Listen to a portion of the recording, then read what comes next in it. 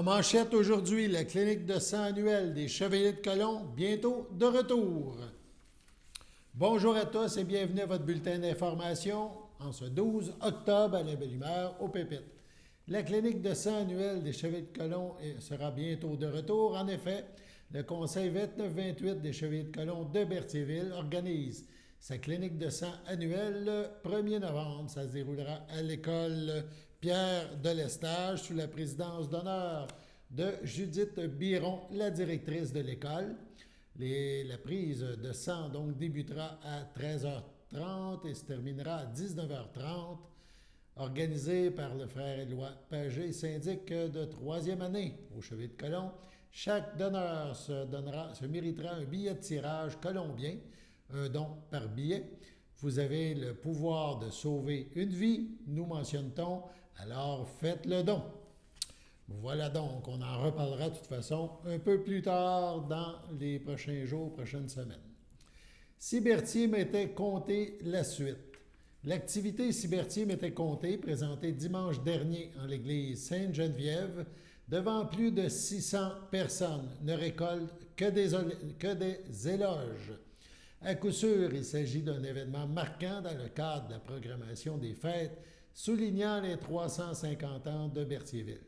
L'événement, rappelons-le, était organisé par le CABA, le Centre d'action bénévole d'Autry. Le réputé violoniste Alexandre Dacosta, accompagné de 4 talentueuses musiciennes, Solange Bouchard, Elisa Boudreau, Ariane Bress et Thérèse Ryan, ont charmé l'auditoire. Le volet historique de cet événement a aussi retenu l'attention. L'abbé Claude Sauvageau, entre les différentes pièces musicales choisies, a pris la parole et raconté les faits marquants de l'histoire de Berthier. À ce volet historique s'ajoutait la présence de 3 seigneurs de Berthier et des membres de la compagnie du 2e bataillon du régiment de la Sarre. Ces personnages historiques ont permis aux gens présents de voyager justement à travers l'histoire de Berthier. Écoutons une intervention de l'abbé Claude Sauvageau et regardons quelques images mettant en vedette les membres de la compagnie du 2e bataillon de la Sarre. Et la deuxième période de développement s'étend de 1732 à 1818. On a dit la première, 1632, 1732. Qu'est-ce qui arrive en 1732? Arrive parmi nous M. Pierre de Lestage, que nous avons parmi nous aussi.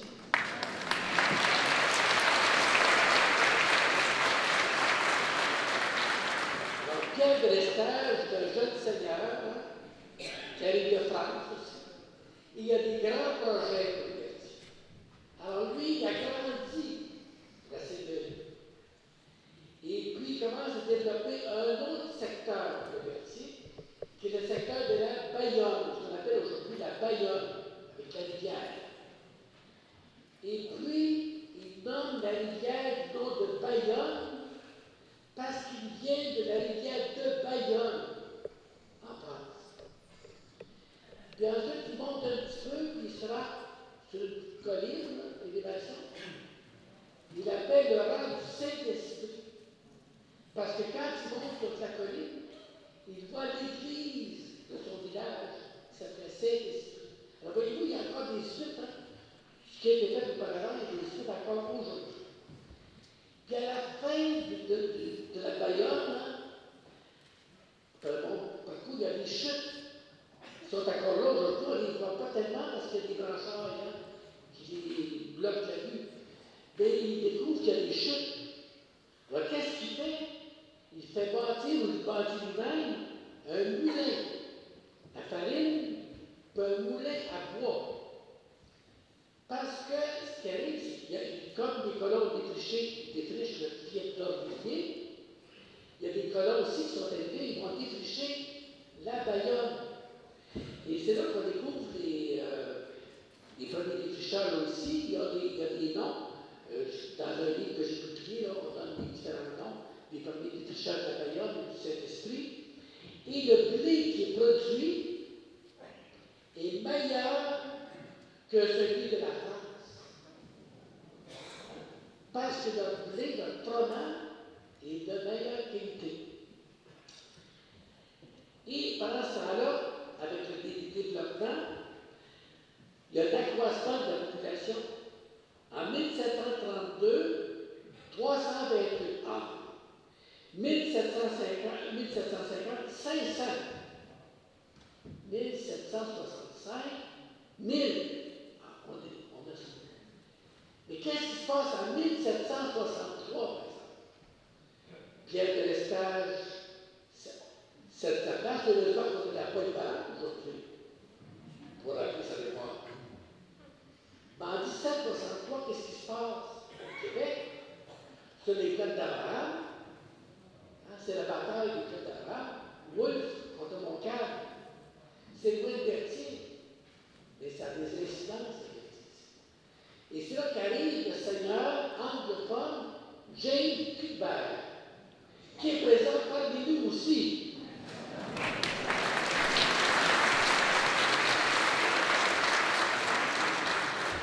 Et on pourrait dire, oui, les anglophones viennent nous dominer, les gens anglophones, mais le seigneur Cuthbert, pas parce qu'il dit que je dis ça, mais parce que c'est vrai, le seigneur Cuthbert se comporte très bien avec les Canadiens. Il faut dire qu'il n'y a pas tellement de choix, parce qu'il y a peu d'anglophones sur sa seigneurie, beaucoup de francophones. Alors, qu'est-ce qu'il fait? Il va faire construire une église en 1782. Cette église-ci, 1782, là, pas rien. Donc, il va payer lui-même la moitié des frais. C'est pas suffisant parce qu'il y a de l'accroissement de la population, ça va se rendre ce qu'on appelle aujourd'hui Saint-Cuthbert. Et il va découvrir que dans les saints qu'il y a au Vatican, il y a un Saint-Cuthbert. Alors il va dire à la paroisse, les gens qui sont là, je veux construire une église, mais à condition qu'elle s'appelle Saint-Cuthbert. C'est ça qui arrive encore aujourd'hui.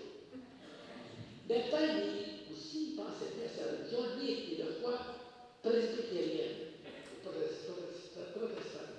Alors il se fait construire une chapelle hein, pour son culte, et c'est la chapelle des Cuthbert aujourd'hui. Oh, le fusil! Passez le fusil à la main gauche. Mettez le chien en son repos. Tirez la cartouche.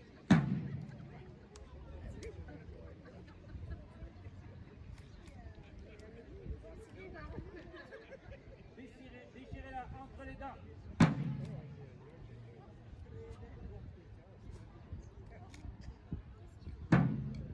Amorcez.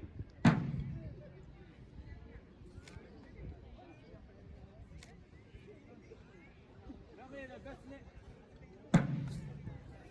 Passez le fusil du côté de l'épée. Mettez la cartouche dans le canon.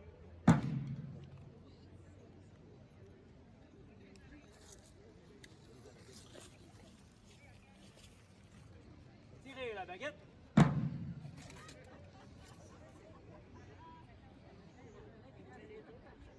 Bourrez.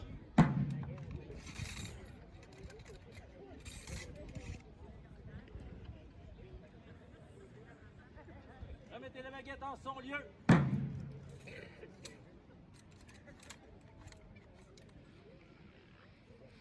Portez le fusil.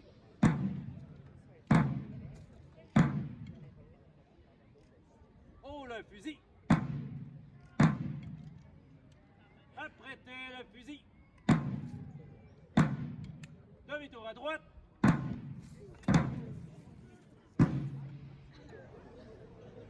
Compagnie en joue.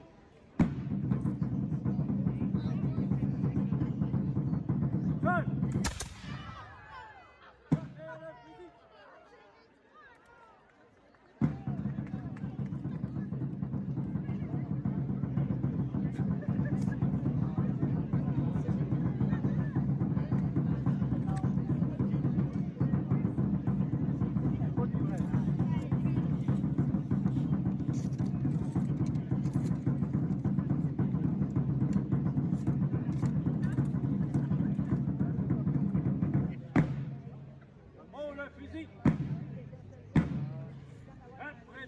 fusil.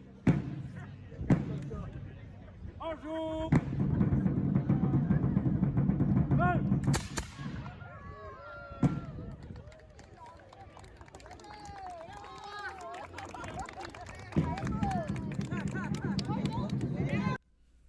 CTRB, votre télévision locale et régionale, était bien sûr présente pour capter cet événement. Vous aurez donc la chance de voir ou de revoir le concert prochainement. Restez à l'affût. Sur ce, allons à la pause.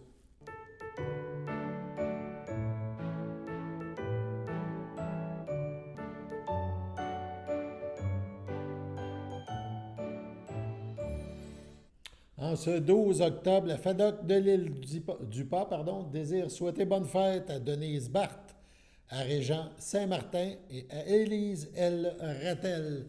C'est votre anniversaire aujourd'hui, 12 octobre. Toute l'équipe de CTRB vous souhaite bon anniversaire. Du 1er au 31 octobre, donc jusqu'à la fin du mois, l'OBNL culturel Sans méandre, art et découverte invite la population à découvrir gratuitement les artistes en danse de la région à travers son rallye de vidéo-danse lanaudoise. Un rallye original qui se déroulera à travers la ville de Joliette. Écoutons Mélissa TB, initiatrice de ce projet culturel. En compagnie de Mélissandre TB, bonjour et merci d'accepter de nous recevoir aujourd'hui. Bonjour. La danse a repris un essor. Hein. Il y a eu, je pense, un nouvel engouement pour ce médium-là, pour la danse. Là.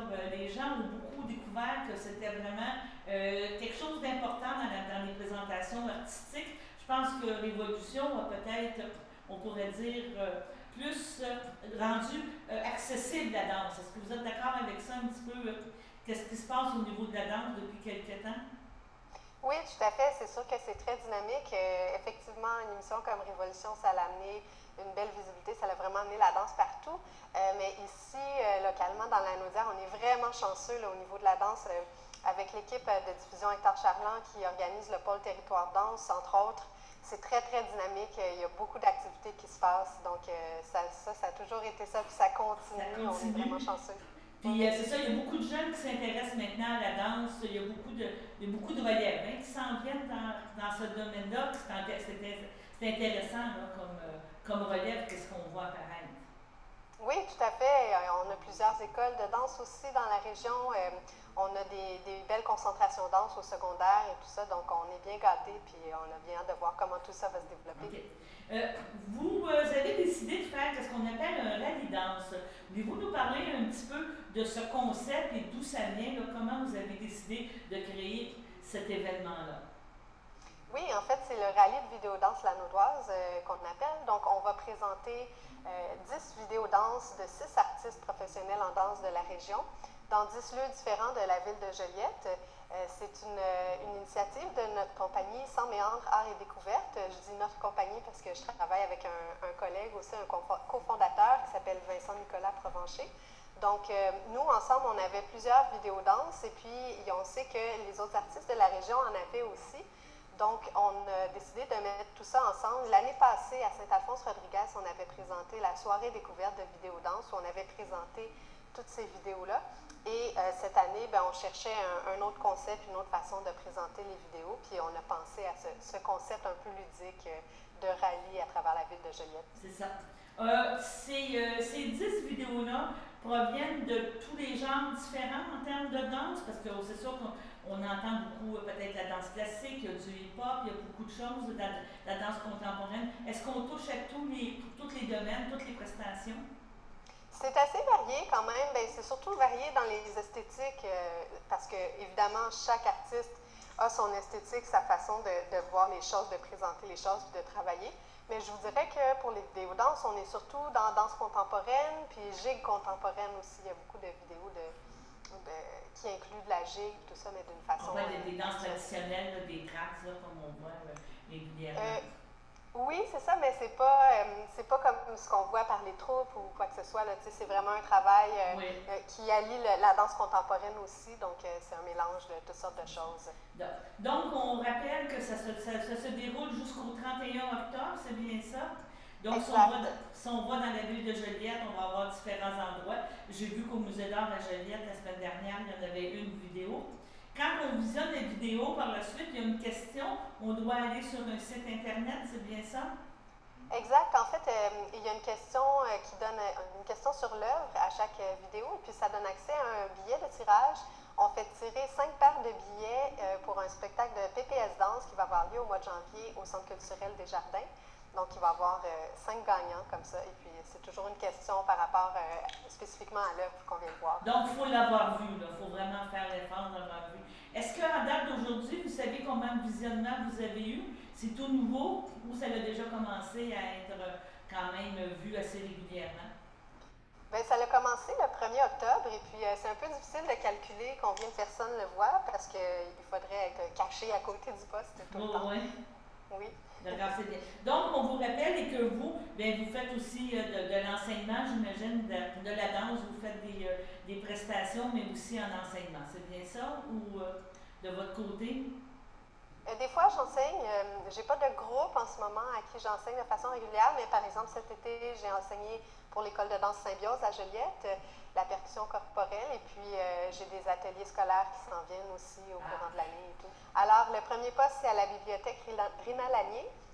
C'est toute la Joliette, c'est tous les lieux. Deuxième poste, c'est à la Joujouthèque Farfouille.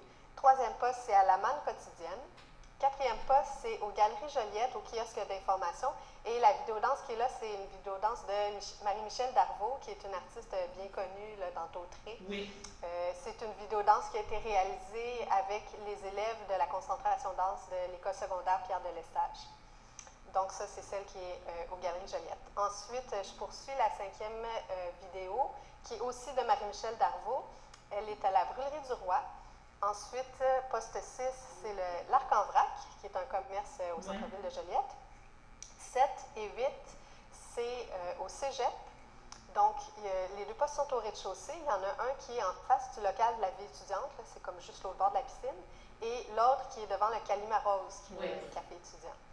Ensuite, 9e vidéodanse, c'est au Centre culturel des Jardins, donc dans le foyer avant la salle, juste en face de la billetterie. Et finalement, la 10e, comme vous l'avez dit, c'est au Musée d'art de Joliette. Donc, les artistes qui font partie du rallye, il y a moi-même, Mélissandre TB, il y a Vincent-Nicolas Provencher, Marie-Michel Darvaux, Julie Pilon et sa compagnie Empreinte Vague, ainsi que Sandrine Martel-Laferrière. On espère qu'il y aura d'autres projets comme ça avec la danse dans la région. Bien, merci, on l'espère bien. Alors, on invite les gens à regarder les heures d'ouverture et toutes les informations sur les artistes et tout ça sur la page Facebook de Centre Méandre Art et Découverte. Et on a aussi une page web pour le rallye. Bon, ben, je vous remercie beaucoup. Merci, bye-bye. Au revoir. Bonjour. Le CHSLD Le Château à Berthierville a inauguré vendredi le Sentier des Générations. On parle d'un projet de plus de 60 000 $ réalisé sur leur site à Berthierville. On a rencontré différents intervenants et on a procédé, on était là, CTRB, lors de l'inauguration. Vous aurez une partie du reportage aujourd'hui, la suite demain. On écoute le directeur général, M. Lannoy, la présidente, Mme Rondeau, et d'autres intervenants de l'organisme. Il va manquer. C'est bon. Écoutez, on va prendre quelques minutes. Donc, d'abord, moi, je veux vous dire merci beaucoup d'être venu en grand nombre. Moi, on savait que la température... c'est pas grave. On savait que la température, on ne savait pas à quoi s'attendre, mais le soleil est là. On est vraiment heureux. Non, mais tout l'avant-midi, il pleuvait, il arrêtait de pleuvoir, alors on savait que c'était à l'extérieur, donc il y avait un risque. Mais ça fait partie des hauts et des bas, comme le projet qui s'est réalisé ici, pour ceux et celles qui, beaucoup d'entre vous y ont participé, avec les hauts et les bas qu'il y a eu, et les correctifs. Mais on est très avancé, c'est fini aujourd'hui. Dans le fond, vous allez voir, il y a plusieurs personnes qui veulent vous dire un mot. Moi, je veux vous dire merci, effectivement, d'être présent. Mais je veux vous dire merci au nom de personnes dont j'ai vu le regard s'allumer quand ils sont venus dans le sentier ici. C'est nos résidents. Nos résidents et leurs familles J'ai vu ça, moi, là. Tu sais, comme il y avait un petit spectacle en arrière, ils sont venus ici, ils ont profité du sentier. Et ces gens-là, ben, c'est pour eux. C'est pour eux qu'on a fait... c'est pour eux qu'on a collaboré, qu'on a fait ce projet-là. Et ils ne sont peut-être pas toujours en mesure de dire merci. Alors, en leur nom, bien humblement, là, merci beaucoup à tous ceux qui ont participé à ce projet-là. La façon qu'on va procéder, donc, Mme Plante va prendre le relais, ici, après moi. Puis ensuite, il y a quelques personnes qui veulent vous dire un mot. On va procéder officiellement avec la coupure du ruban pour inaugurer. On va également inaugurer, derrière moi ici, la plaque des donateurs. Et la dernière chose qu'on va faire, on va mettre en terre un petit arbre. C'est très symbolique pour nous. Vous savez, hein, ben oui, je peux le dire. Le sentier s'appelle le Sentier des Générations. Alors, ça va se terminer avec la mise en terre d'un arbre, un lilas blanc. Le lilas sent beaucoup. Je ne parlerai pas de la symbolique parce qu'ils m'ont m'éternisé là-dessus. Je ne vais pas faire ça. Dans les choses, je voulais vous dire, allez-y, quand vous avez envie, là, il y a toutes sortes de choses là, qui sont vraiment bonnes. On a pris le temps d'acheter ce qu'il fallait pour vous. Il y a du sucré, du salé, il y a des bulles sans alcool. Alors, encore une fois, merci infiniment d'être présent. C'est très, très apprécié. Et je vais laisser Mme Plante continuer.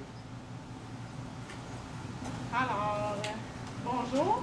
Moi, ça va être un petit peu moins improvisé. Je suis moins bonne. J'ai tout écrit ça d'avance. Donc, on est enfin arrivé à ce jour d'inauguration qu'on attendait tant. Après beaucoup d'efforts de la part de toutes les personnes impliquées pour élaborer ce beau et grand projet, ainsi que la participation de tout le monde ici aujourd'hui, nous ne pouvons qu'être fiers du résultat qu'on a sous les yeux aujourd'hui. La cour extérieure, ça va aller mieux, hein? Je m'excuse. La cour extérieure avec les sentiers est devenue un espace convivial, agréable et très apprécié des résidents et la famille. Au fil du temps, la cour prendra de la maturité et diverses couleurs et odeurs viendront agrémenter le tout avec les aménagements déjà réalisés puis ceux qui vont être à venir parce qu'on n'a pas tout à fait complété. Cet après-midi, comme M. Lannoy disait, on va faire la plantation d'un lilas blanc qui va représenter pour nous l'évolution au travers le temps des générations qui vont traverser l'histoire du centre d'hébergement Le Château. D'où le nom choisi par Mme Niquette qui nous a suggéré ce nom-là, qui a été choisi d'un commun accord avec les membres du comité, le Sentier des Générations.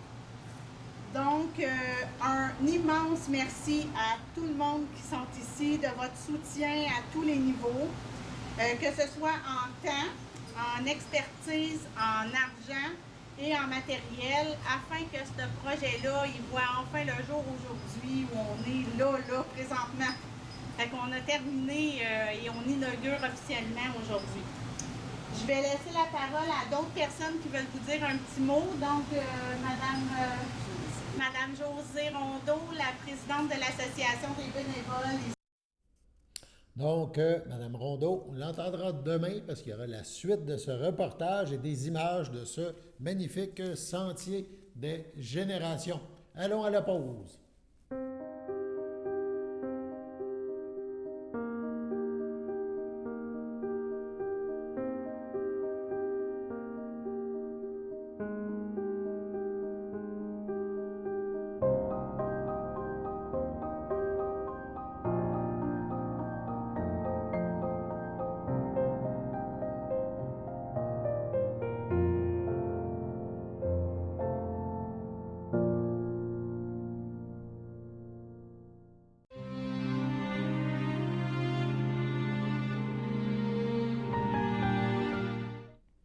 Au CHDL de Saint-Charles-Borromée, le 30 septembre, à 78 ans, est décédée Mme Mariette Bello, épouse en première noces de feu Roger Piché et conjointe de feu Paul-Émile Parent, demeurant à Crèperie, autrefois de Lanoret.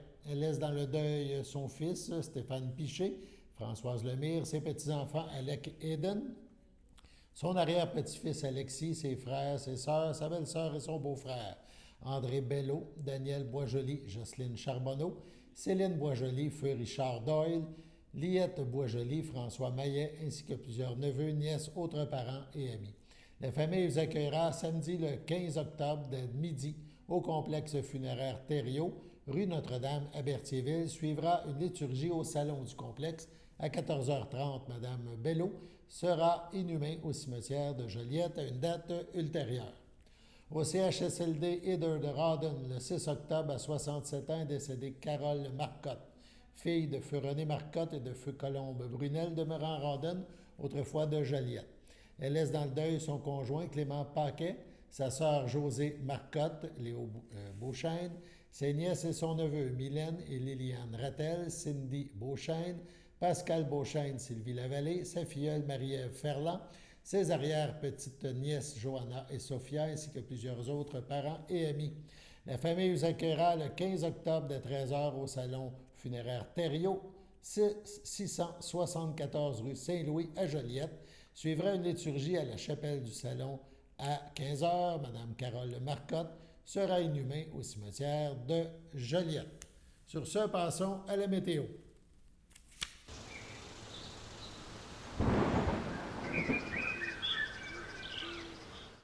Bienvenue à votre météo du mercredi après-midi. Ce sera un ciel variable, une température de 17, un temps ressenti de 17. Mercredi soir, c'est nuageux avec averses, une température de 14, un temps ressenti de 13. Mercredi nuit, c'est ciel variable, une température de 10, un temps ressenti de 9. Jeudi matin, ce sera risque d'averse avec une température de 11, un temps ressenti de 9, moins de 1 mm de pluie. Jeudi après-midi, ce sera de la pluie, une température de 20, un temps ressenti de 21, environ 10 mm de pluie. Jeudi soir, ce sera une température de 17, un temps ressenti de 16, avec environ 10 à 15 mm de pluie. Et voilà, c'était tout pour votre météo. Le Frontenac et CTRB vous offrent la chance de gagner 2 billets pour le souper-spectacle du 15 octobre au Frontenac, sur la rue Frontenac à Berthierville. Sera en vedette 2 piliers majeurs du le célèbre Deux Pierrots. Donc, on parle de Serge Lachapelle et de Gilbert Lauzon. C'est un souper-spectacle valeur de 60 $. C'est offert. Comment on peut les gagner, ces 2 billets? Bien, c'est simple. Vous appelez à CTRB 450-836-5103 entre 9h et 16h en ce mercredi, jeudi et vendredi jusqu'à midi. On fera tirer les billets. Donc, 450-836-5103. Une chance de gagner une paire de billets pour le spectacle, donc de 2 piliers majeurs du célèbre Deux Pierrots, présenté au Frontenac ce samedi 15 octobre. Sur ce, c'est Alain Bellumeur qui vous souhaite une bonne fin de journée à notre antenne et qui vous invite à être des nôtres demain, même heure, même poste. Au revoir.